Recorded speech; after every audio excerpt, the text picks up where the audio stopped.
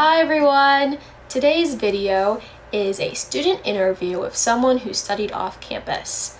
So big thanks to the Financial Wellness Office as well as the Center for Global Programs / OCS office for sponsoring and for sharing the support of student stories. So feel free to just kind of watch this video all the way through, or I will also include the video timestamps. So if you have a particular question that you want to skip ahead to, you can do that too. So with that being said, please watch the rest of the video and enjoy. So could you just introduce yourself to everyone who's watching, like who you are, major, and the program you picked? Yeah, my name is Tait Ferguson. I'm currently a junior at Denison. I'm studying abroad in the spring of my junior year. I'm an environmental studies major with concentration in politics and decision making, a religion minor. It's a little bit of a mouthful at Denison. And I'm currently in the CIEE Open Campus Berlin program.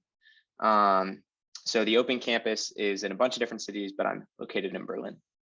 Great, thank you. So just starting off, why did you choose to study abroad in Berlin, and why this particular program? Yeah, there's a bunch of different reasons. Number one, I actually had a little bit of language competency in German and had a little bit of history with the country. So decided I wanted to kind of dive in a little deeper. And the other is just that the CIEE Open Campus program offers a lot of flexibility. In terms of courses, I wouldn't be kind of locked into a specific track. I could kind of explore, take courses that maybe couldn't be offered at Denison in like certain disciplines and subjects. And so that's essentially why I picked it. And I just was pretty enticed by Berlin. Nice. So you kind of mentioned that you liked the freedom of the different courses. So what courses are you taking now, and how do you feel like they've really helped you get a better understanding of like culture or language? Sure. So the way things are split up here, you take courses in like 6-week blocks. So I've already completely finished 2 courses, and I'm currently in 2 more, and so I'll have 4 by the end. But the ones I just finished, I took a comparative European political systems class and a global history of architecture and cities class.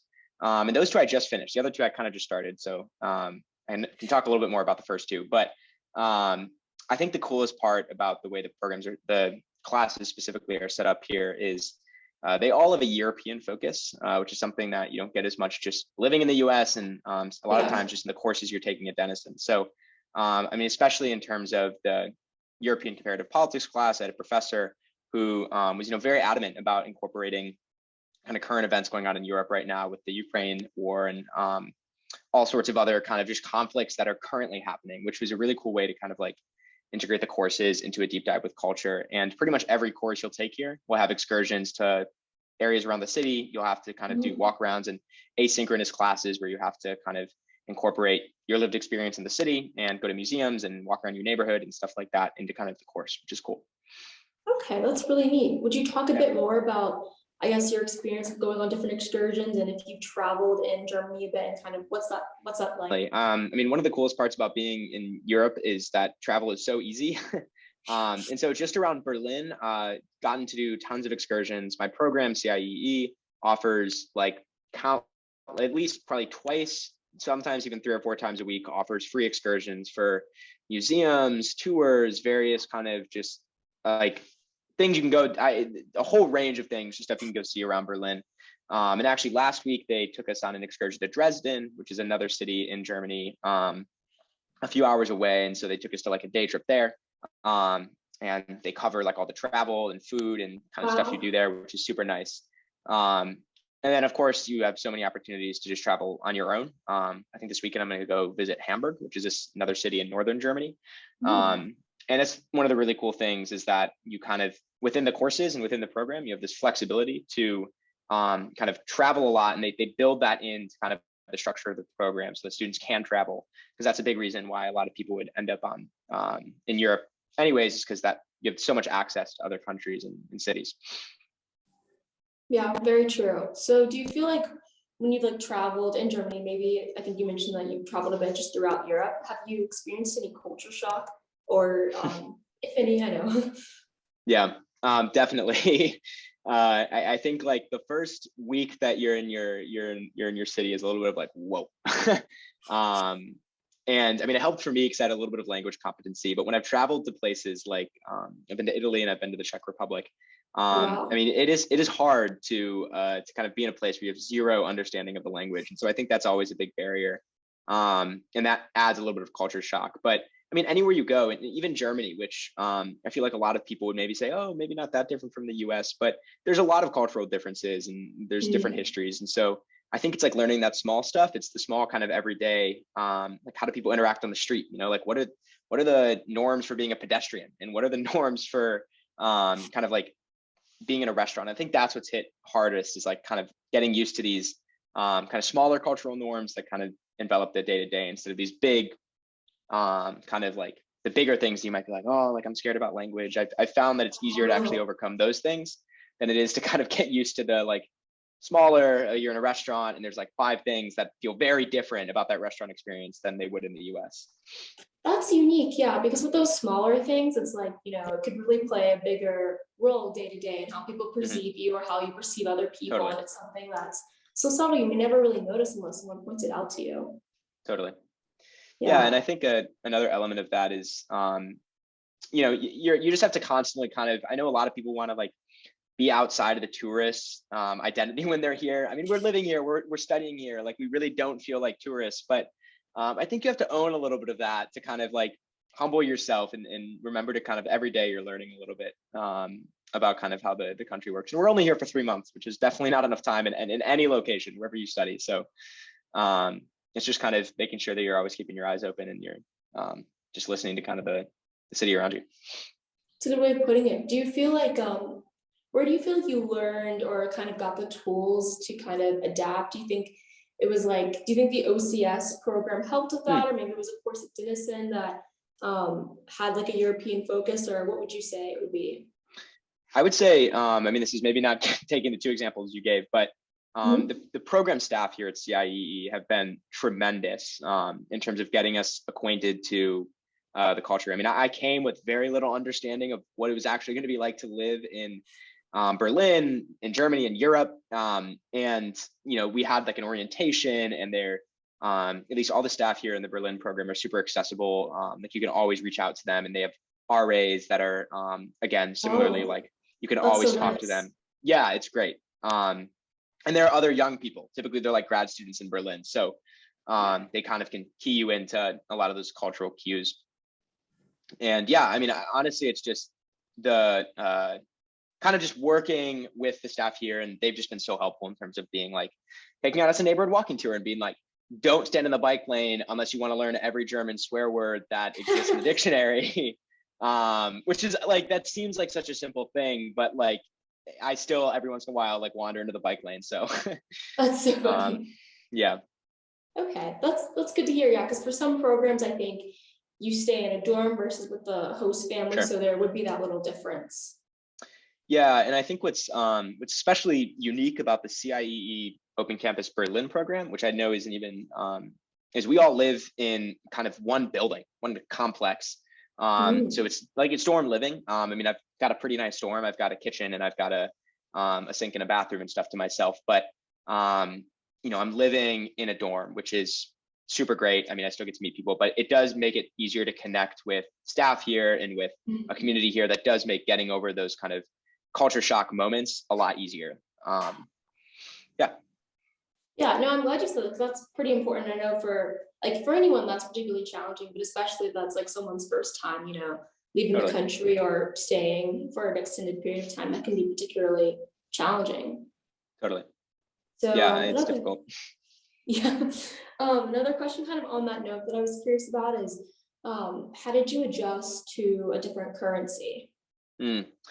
Yeah, it's a little bit hard. And Germany is very much a unique case because Germany is very, very, they love cash here, Mhm. which is very different from other places I've traveled around Europe. So take some of this with a grain of salt, I guess, if you're not looking at Germany or Berlin Okay. specifically.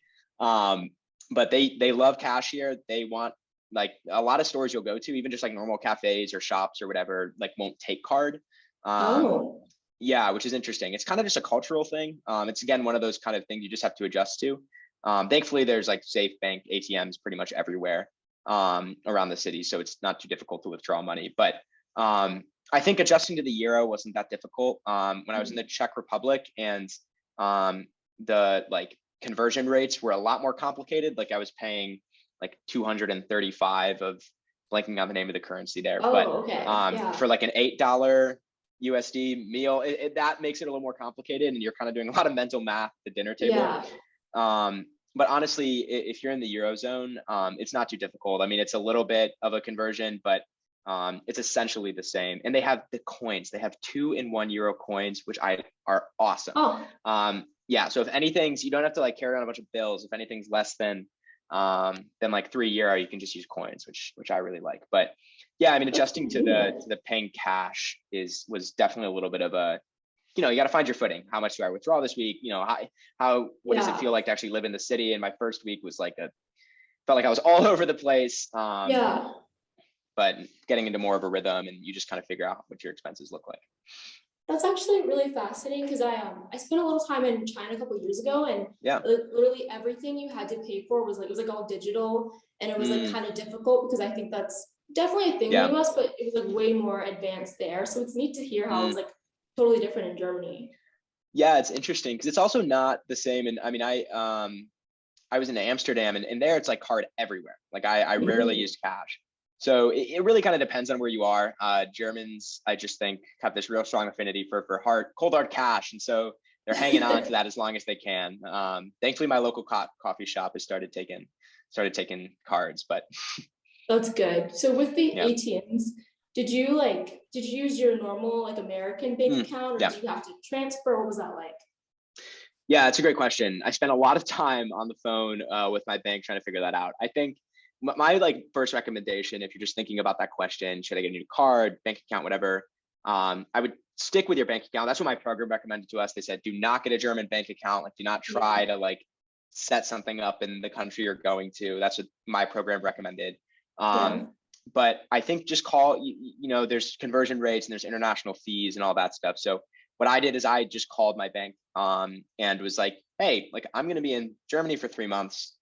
Do you have any advice? Like what kind of card should I get? Is there a certain kind of account I should switch to?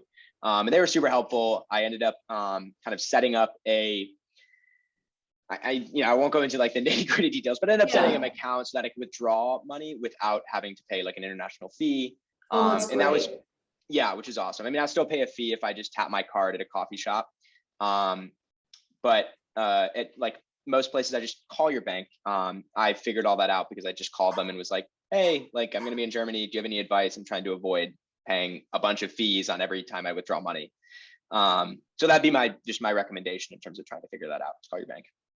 Yeah, no, that's good advice because you do have to call beforehand so they don't think that your card has been stolen. Exactly. Same thing with like phone plans too. You have to make sure. Did you do the same thing? Yeah, so the phone plan was a little bit more of a roller coaster ride. Well, you can buy the local phone plans. I actually did that for the first 2 or 3 weeks I was here. I like got it. You can go to like a local drugstore and they will sell kind of these like month by month data plans that will give you like a German phone number, and then you just kind of refill the data on them. It didn't end up working out for me. Sometimes they're a little bit spotty, and it's pretty hard. You kind of need to have a working phone when you're traveling around a foreign country. So, I think it's trial and error. There's some that work and some that don't. I would recommend just like talk to your program once you get here. That's what I did when I got here. I just kind of met with the program staff and was like, hey, what are your recommendations? And they gave me like 4 different options, like 4 different price ranges, just based on what I wanted to invest in. I ended up kind of sticking with actually switching back into an international plan with my home carrier, because that just ended up fitting kind of my needs and what I ended up doing more. And it was worth the splurge so that I had a working phone everywhere I went. Maybe a little essential, just maybe. Exactly. Yeah.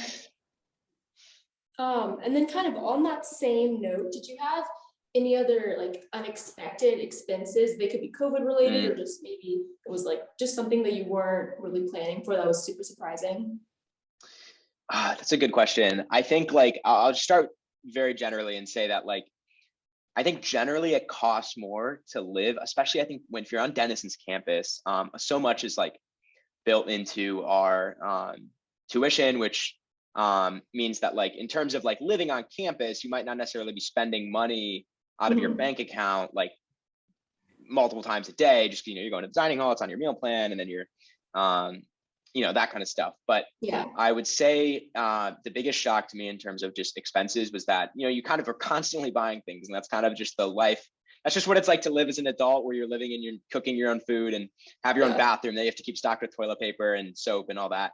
But I think like the startup cost of living was the biggest shock to me. I think there would be a little bit less of a startup cost in terms of like fees you have to pay like one time up front to buy like toilet paper, soap for your apartment, cleaning supplies, some basic cooking stuff. I mean, they provide pots and pans and stuff, but like some basic cooking stuff, a towel. Yeah. So I think like just making sure that you're budgeting out an amount of money just so that you can buy like the basics that could last you all 3 months once you buy them. But that first week, I remember being a little bit like, whoa, like this is a lot more than I was expecting to pay in my first week. And I think too, just public transit actually is that, I mean, it depends on where you're studying, of course. Berlin is massive, and thankfully there's an amazing public transit system, but because the city is so large, you use the public transit like daily, if not multiple times a day, just to get around. And so I think that like look before you go as to how much like a month pass is going to cost, or a 3-month pass, or a week pass, whatever you want to do. And look ahead to that, because it'll probably end up being more than you're expecting.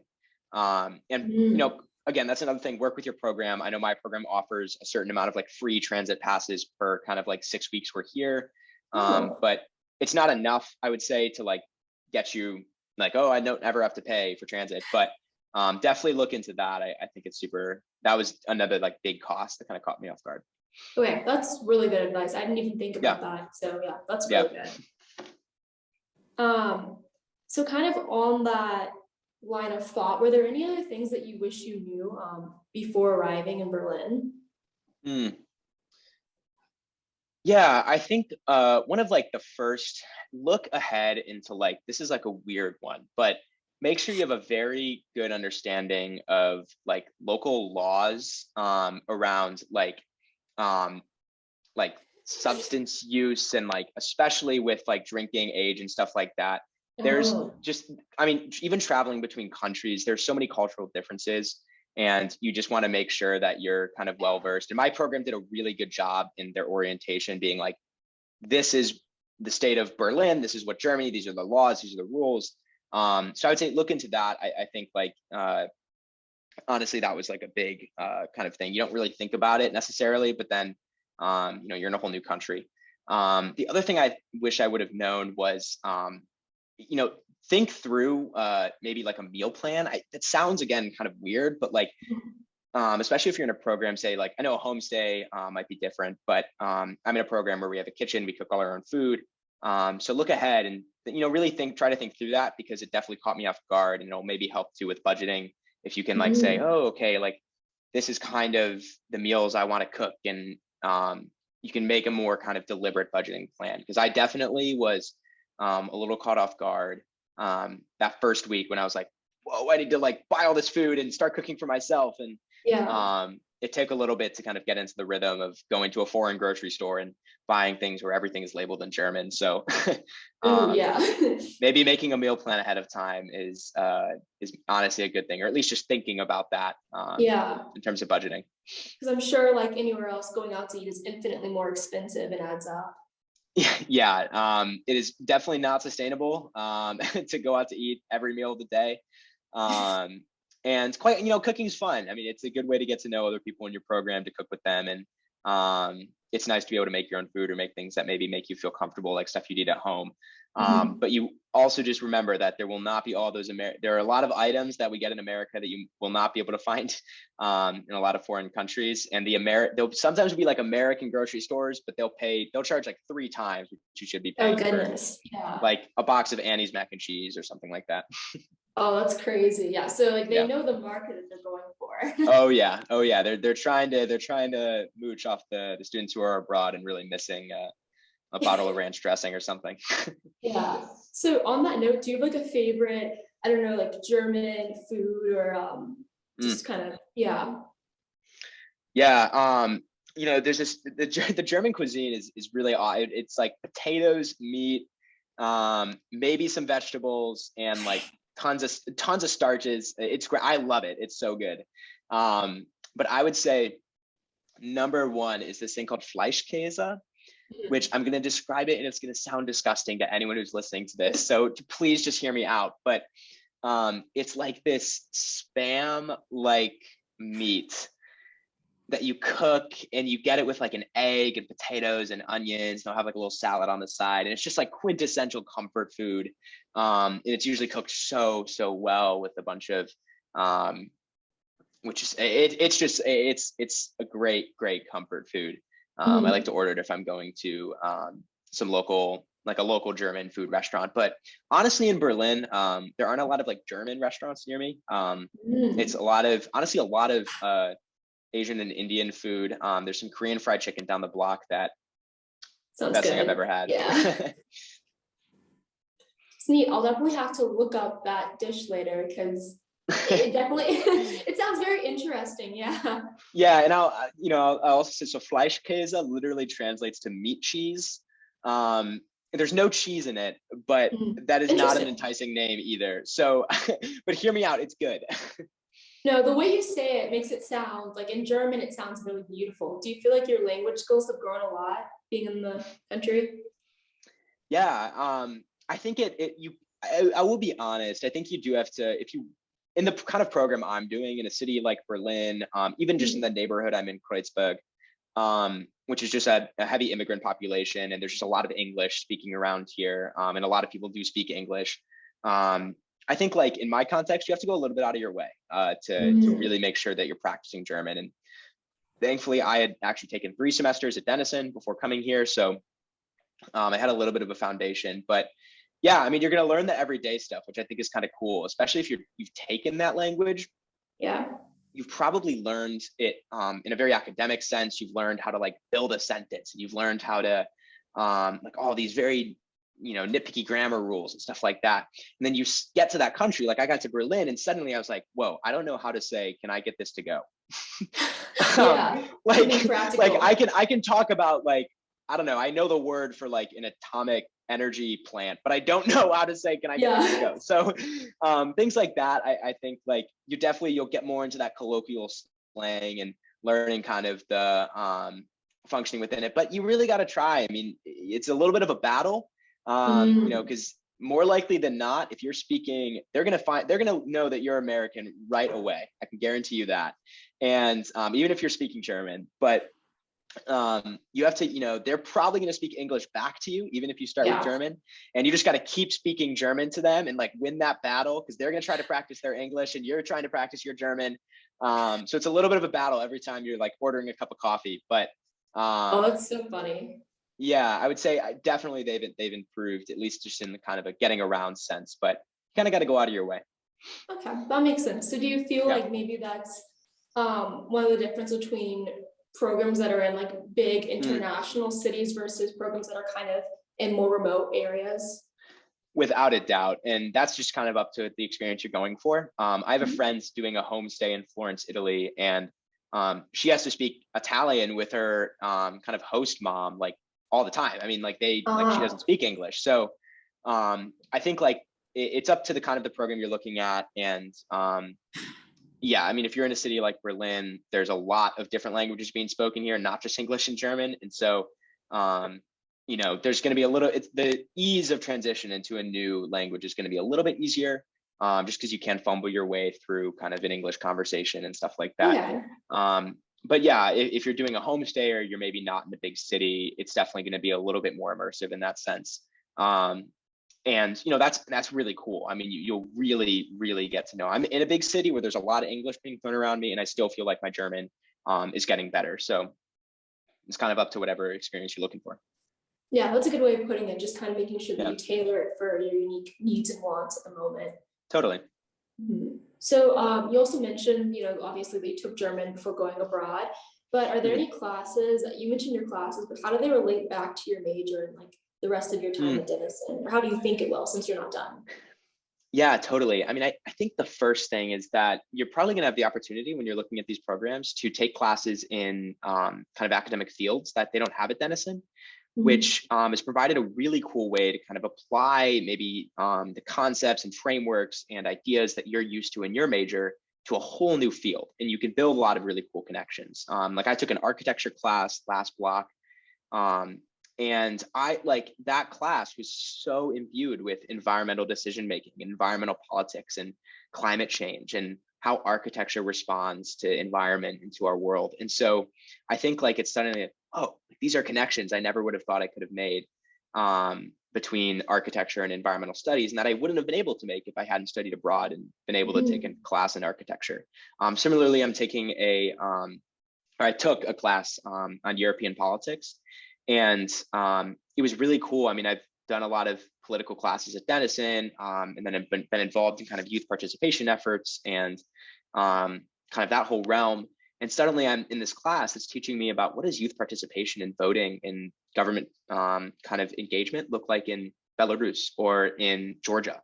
And that was super cool because suddenly I'm going to be coming back to the American political system, coming back to Denison and kind of back into a more US context and be like, well, this is kind of something that they're doing in Georgia, Europe, for youth participation. Like, how is this different? Where can I apply? What links can I make?